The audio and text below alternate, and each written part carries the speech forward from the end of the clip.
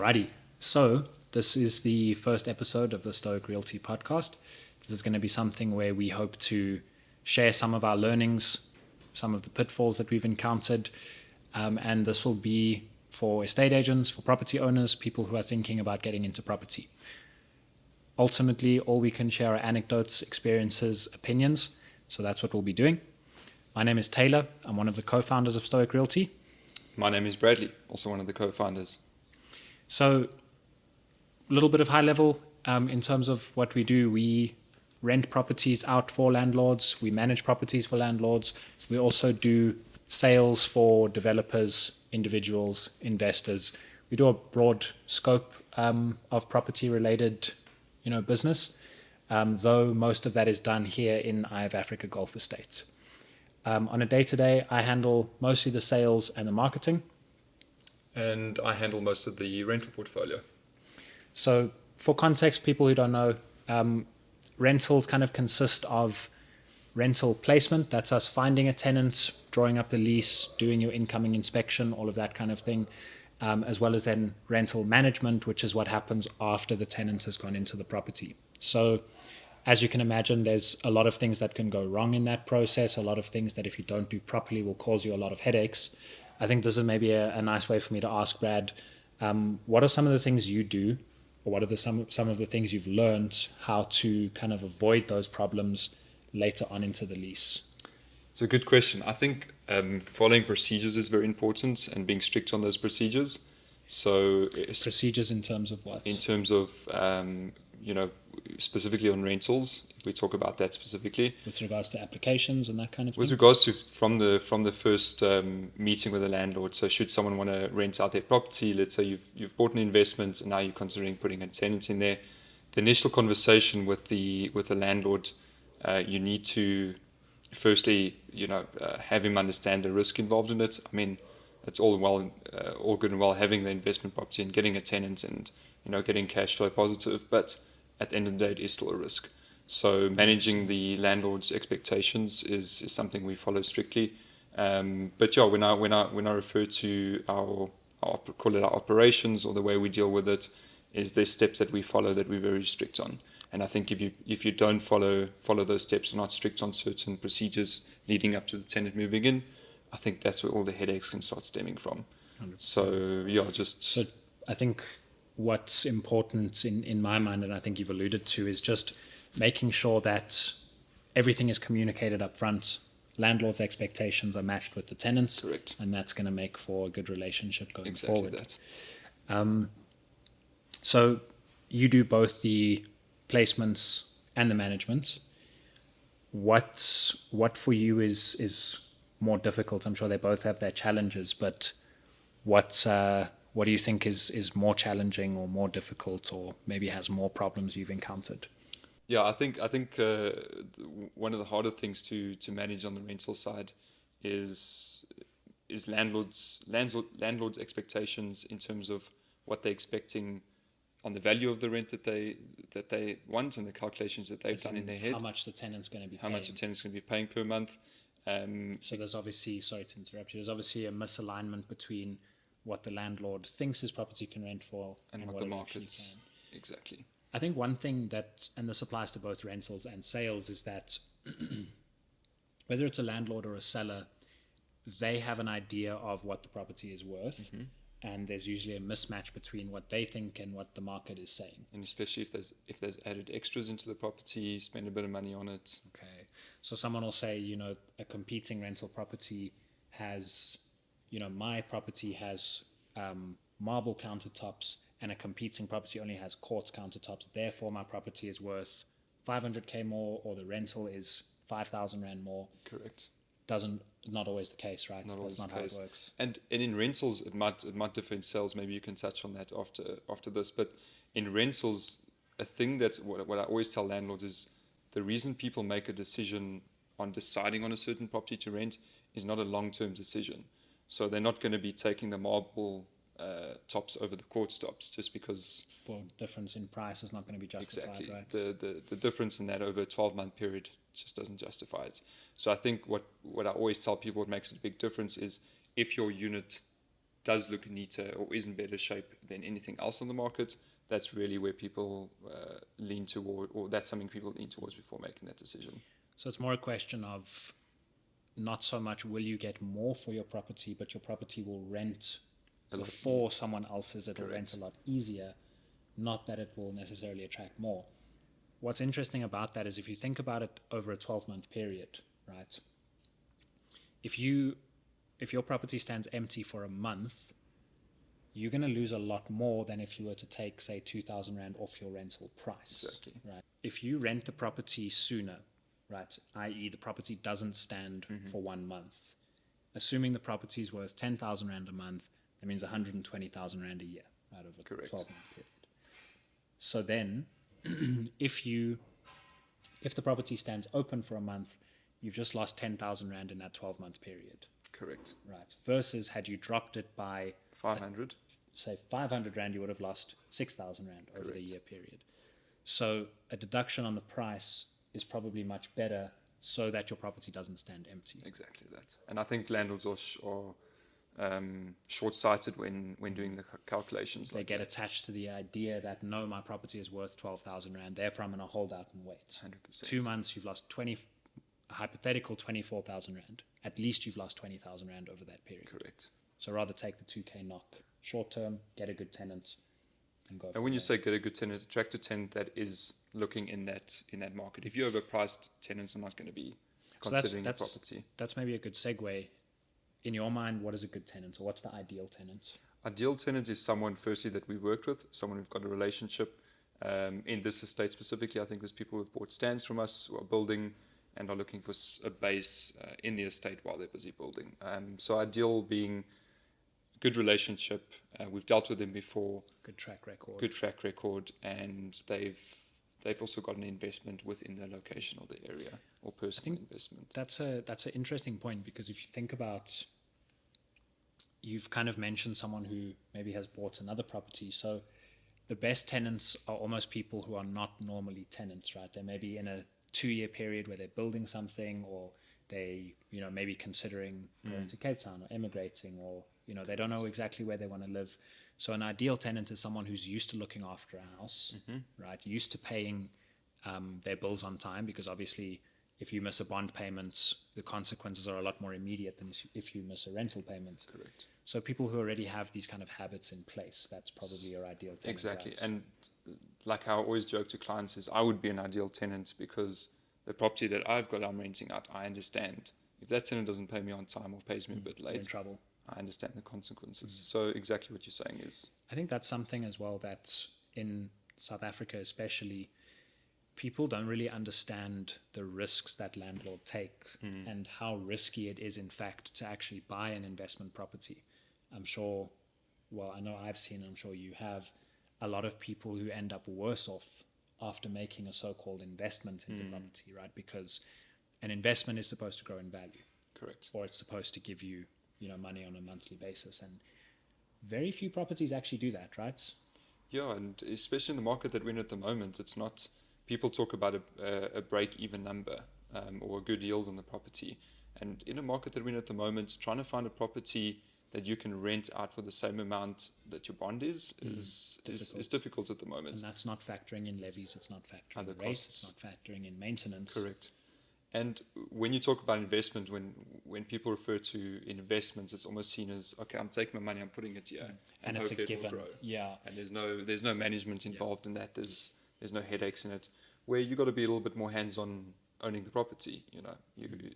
Of course, your hopes is that it grows in value, but at the same time, you need to have a good tenant in there. You need to upkeep that property and just keep up with costs associated with it for it to be a successful investment. It's a pretty thankless job being a landlord, right? Because if your tenant loses their job, you are expected to be understanding somehow. Correct. The bank doesn't understand that you can't make your bond repayments, right? TPN doesn't understand, that you're not going to be able to pay your bills on time and your credit's going to be adversely affected. Yeah. So I think people underestimate how difficult it is to be a landlord, especially in South Africa with our regulations and how hard it is to evict squatters and all of that kind of thing. And obviously those laws are there for a reason. I think the point I'm trying to make is if you are thinking about buying an investment property, understand that probably half of all investment properties are not investment properties. They're going to cost you money. They're going to cost you stress. Yeah. So either you want an agent who is going to handle everything for you and manage it properly, or maybe you need to think about how much time you're going to be investing. You know, maybe it's worth buying 3 investment properties to justify all of the time that you're going to spend. Because I think personally for me, just managing one investment property is probably more hassle than it's worth. Correct. And what I always tell people or ask people to how to approach it, how to look at it, is that it's not something that it's not an investment that you immediately reap the rewards or see the rewards physically. It's something that is very, very long term. And once you get to a certain stage, you can, you know, depending on how much you've paid off on that property, you can loan against that again. And we all know, you know, a bond is probably the cheapest lending rate at the moment. So there's benefits to it. You know, you can use the bank's money to grow your personal assets. On that note, aside from, you know, building up equity that you can loan back later on, aside from that, I think one of the best cases that I've heard for someone who was trying to make a case for why you should buy a property instead of renting a property, and that is buying a property is essentially a forced saving, right?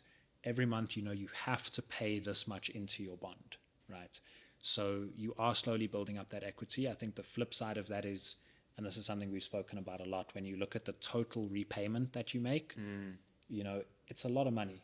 Exactly. So as much as, yes, you are paying down this loan so that you're building up this cash equity as the debt goes down and your equity goes up, but also just think about the total amount that you're paying over those 15 years. That's something to consider as well. A good calculation, we spoke about it recently, was on 1.5 over 20 years. I mean, an interest rate at 11 as an example. You're looking at paying 3.4 back to the bank. So you're almost paying more than double back to bank. But having the tenant in there, paying the bond for you, and you may be covering a shortfall on levies or maintenance costs, you know, you essentially are growing, or that investment is growing based on a small percentage that you're paying towards it. So if you're paying 2-3 grand over and above what you're receiving from the tenant, it's not too bad. So essentially what that equates to then is, let's assume the value of the property doesn't change. Over 10 years, you've paid in, let's just say, 3,000 Rand a month on your property that's worth 1.5 million. Your tenant has been paying the balance. So essentially it's costing you 3,000 Rand a month to pay down a debt of 1.5 million, obviously not factoring in the interest. And that is basically how in 15 years' time you'll realize that gain. Yes. I think another way is your capital appreciation, which would be the value of the property increasing. It's very unlikely that over 15 years the value of the property wouldn't go up. So you have, you know, you've essentially got someone else paying down the bond, and in the meantime your property is growing in value. Correct. So you obviously then want to think about areas where the property is actually going to grow in value, because if you were to look at, you know, some of the more high-end freestanding suburbs, over 15 years the value it's probably gone down, if anything. Yeah. As crime has gotten worse and all of these things. People start moving out of the suburbs without the security. 100%. But to give you my thinking of purchasing this, the 2-bedroom here is, it was in a security estate, which I know the country is moving towards. So properties in security estates, values should be growing. Secondly, it's a unit that is always under demand. And I think that is... And that's sorry to interrupt you, but I think that's the advantage of the fact that we engage with the market every day, right? We know that we need 2-bedroom ground floors. Exactly. Therefore, it makes sense that you would have bought something where it's in demand, right? 100%. And that was important. If I did the same thing in a suburb outside the estate, I don't think I would have so much or as much confidence in it. Where I feel that there's a lot of demand over the property, meaning if there's a lot of demand on the rental, there's a lot of demand on the sale as well. So and you're also getting good tenants, right? Your tenants at the moment, describe them to us. Give us an idea. Tenants at the moment is actually a brother of a client of ours. So ticks one box. Someone we've dealt with, someone we know. It's a single guy as well, which is always nice having one person there. There's a lot more lot less wear and tear on the property. Kids are not drawing with crayons on the wall. And all of that. Exactly. No pets as well makes a big difference. But yeah, it was a no-brainer for me, and they offered to pay 6 months of the rent up front as well. Crazy. Which made me start calculating whether that was something I would want to do. So now obviously this is not financial advice to anyone listening, but with that 6 months payment up front, in your mind, does it make sense for you to pay that straight into the bond to bring your total interest down, or would you rather have use of that money to invest in something and just continue paying every month as per your payment plan? It's a good question. So that's exactly the thought process I was going for when he offered me that. I was going to take a knock on the rental amount or the net amount every month that the tenant was going to be paying if I took the upfront payment. So my consideration or my calculation was, where would I lose out on or how would my calculations work out if I took the 1,000 rand less on the monthly rent, but took the 6 months up front? And the option was taking the money that I get up front, putting it into the bond, and having that bring down the capital amount on my bond, meaning the cost of the property will become a little bit less. Also, the 6 months up front is a lot more secure, gives you a lot more confidence in your tenant, and just it's a much easier easier lease agreement to work with is when there's money up front. It's easier from an admin point of view as well, because I suppose you're just collecting for the water. Electricity is prepaid. It's always nice, landlords, if you have a prepaid meter, that is something that would be ideal, because if you have a meter that you have to pay on a monthly basis, very easy for your tenant to rack up a massive bill and tell you, I'll pay it next month. Exactly. And then before you look, you have a 20 grand electricity bill. Exactly. Whereas prepaid, if they're not buying electricity, they're sitting in the dark. And prepaid's easy to get into your property. So even if you're not in our estate, we're fortunate every single house is prepaid here. But if you're in an area where you're still running on a normal council meter, I'd really advise putting a prepaid meter in if you're going to be renting that property out. Because if your tenant's not paying electricity, there's no electricity for you, making it more uncomfortable for him to stay there. 100%. So if you have those issues, it's not going to be sitting on your account.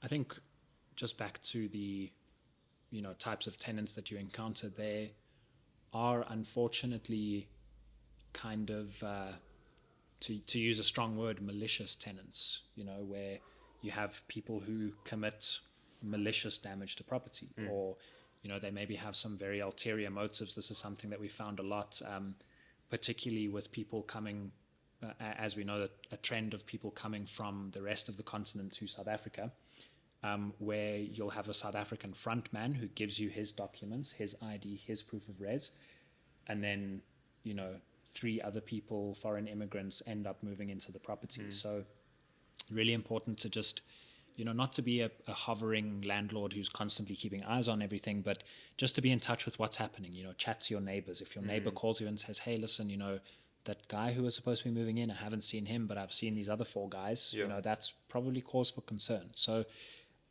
these are all things, just keep your finger on the pulse as a landlord, or have an agent who does. Yeah, it's a very good point, because we also talk about relationships between either the landlord and the tenant, or us as the managing agents and the tenant, because that relationship is so much more important than being on top of sending your demand letters and trying to collect money.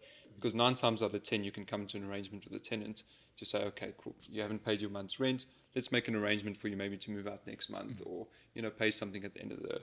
But as soon as it becomes hostile and there's no relationship there, that's when tenants start feeling like they need to start being malicious and It's actually a very good point, because I think a lot of things in business in general, could just be solved with a bit of understanding, a bit of politeness, respect to both parties, I think is really important. And that's something that I stand to be corrected, but I think we've maybe had one person who has left a property still owing money. Correct. Am I right? Is there something I'm forgetting? Just the one. Literally just one. And although that landlord was left, or the tenant left still owing the landlord money, that landlord is still a very good client of ours. Because we helped her through the process, we didn't just leave her to deal with the tenant. We tried to get her out. We recovered as much money as we can. Obviously, the landlord recovered the deposit. Unfortunately, the tenant left still owing, but it wasn't as bad as it could have been. And didn't have to go through an eviction. Didn't have to go to court. Didn't have to do all of these things. Again, that this is, talking of evictions, this is a very important point as it relates to living in a gated community or an estate.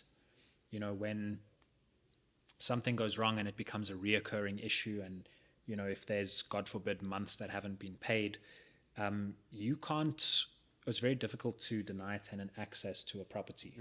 It's technically illegal to deny a tenant access to a property. However, an estate has the right to bar someone access if they are not paid up, right? Correct. So I think where the specifically our estate is, what they actually do is just make it difficult for the tenant to get in and out. just more and more uncomfortable. Makes sense for them to move somewhere else. Yeah, exactly that. And it's just having a bit of difficulty from the tenant side, moving in and out of the property is, does make them come to a decision. Okay, let me pay this rent or let me just move out.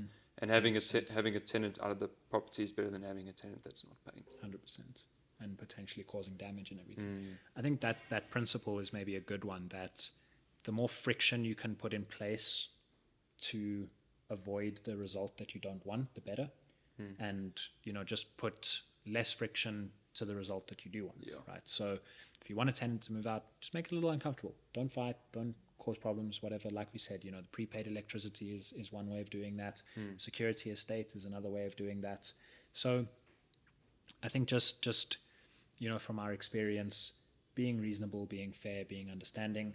If you have a malicious tenant who was using fake documents and everything from the beginning, you probably a lost cause. Yeah. And I think we've had many examples of that. Luckily, not tenants that we had placed, because we know by now what fake bank statements look like. Yeah. And I think it's also that if you as a landlord are trying to rent your property out privately to avoid costs of placing the tenant or management, it's fair enough. We've got people who do that and manage it themselves, but you're essentially paying the management for, firstly, the vetting on their tenant. We do it every single day. We're vetting tenants, doing applications, so we know what we need to decline and what we need to avoid. And I think with landlords relying on just that little bit of professionalism in the industry can go a long way. And I think also as landlords, obviously this runs in line with my interests, but when you think of your commission cost, also think about the opportunity cost, right? You can do the placement yourself, you can do the management yourself. Obviously you are capable of doing it, but the question is, should you be doing it, right? Yeah, if you have 15 properties and this is what you do as a semi-full-time gig, then who am I to tell you? But if you own a property or two, is it not better to focus on your business, focus on your job, right? Absolutely. Rather spend that time in doing what you know. Yeah, and it's the same thing as I'm sure you've gone through the thought as well, is buying a second-hand car as an example. You'd rather buy it from a dealership. You wouldn't meet someone. Save yourself 10 grand at the garage, and exactly, you don't know what's going to happen in future. And just think of management costs or placement costs as just another expense to that investment, I suppose.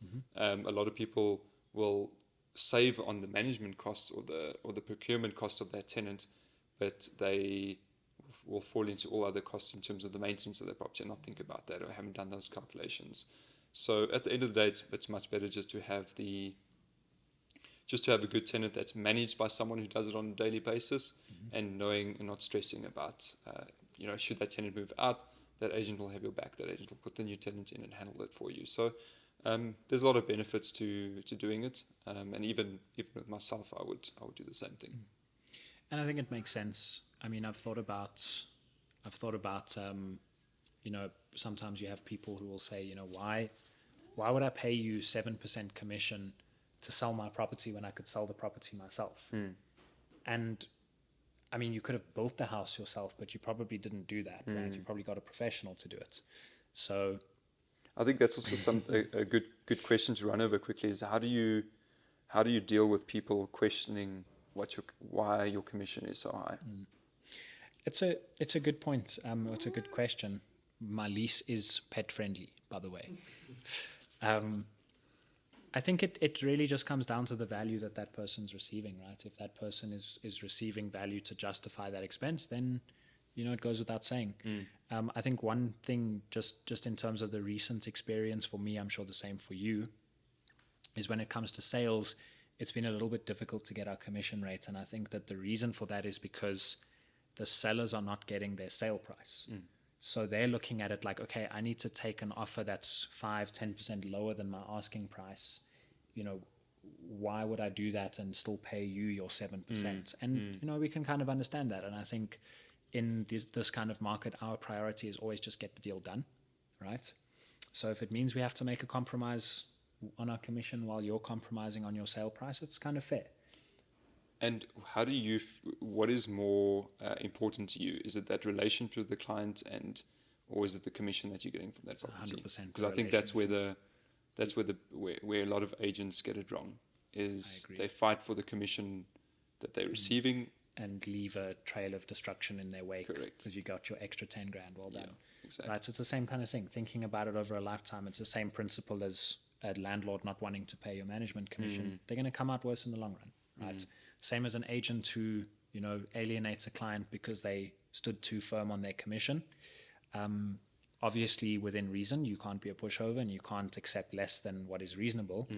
But at the same time, for us, we know, or our experience has been, that if we do a deal with a client, it's not going to be the last one. Yeah.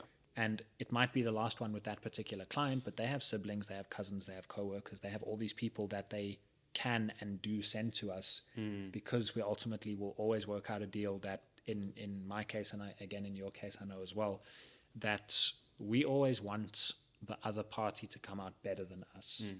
Right? Doesn't mean we're not going to take what's reasonable, or we're going to take less than we deserve, as you know, necessarily. But what it means is that we know that both parties are going to be happy in the end, even if it means we're taking a bit of a compromise. We know that those guys are going to come back to us, whether it's a buyer or a seller. Just do the right thing. You know, don't be too disagreeable on those kind of things, and you know the business comes back to you. And it's interesting because that's completely the opposite of what we were taught when we first got into the industry. We always speak about this, was stand firm on your commission. Don't negotiate your commission. Yeah. And don't let idiot sellers negotiate your commission, is how it was framed. Yeah, right? Exactly. That's exactly. not. But what's interesting is we've seen how the opposite, or the opposite of that has worked for us. And you know, like you say, clients coming back to you, referring you to other friends or family members, and you know you've proved it. And I think it's something that we should still stand firm on. Definitely. And never change. And yeah, and life is long. It's just one deal in a lifetime of deals, right? Absolutely. That's how we try and look at it. That's part of our, you know, company philosophy, that it's not all about the deal in front of you. There'll be many more, and the better you handle this one, the more there will be in future. It's almost like forgetting about what you make on each deal, but just helping people, and definitely, you know, and just getting many deals. Same as with agents, right? Other agents will come to us and say, "Hey, I have a buyer. Can I work on your stock?" 100%. That's, you know, absolutely. I'd be doing my seller a disservice if I said no, because I want the whole commission. Exactly. It's not really, you know, worry about the interests of other people. Yeah. And makes your life easier in the long run. Absolutely. It's a good place to leave it. I think so. Gelukkig. What did you say? 4 minutes? Yeah, you got 4 minutes left. I'm happy to leave it here, bro. Yeah. Cool. Good while you're ahead. Always leave them wanting more.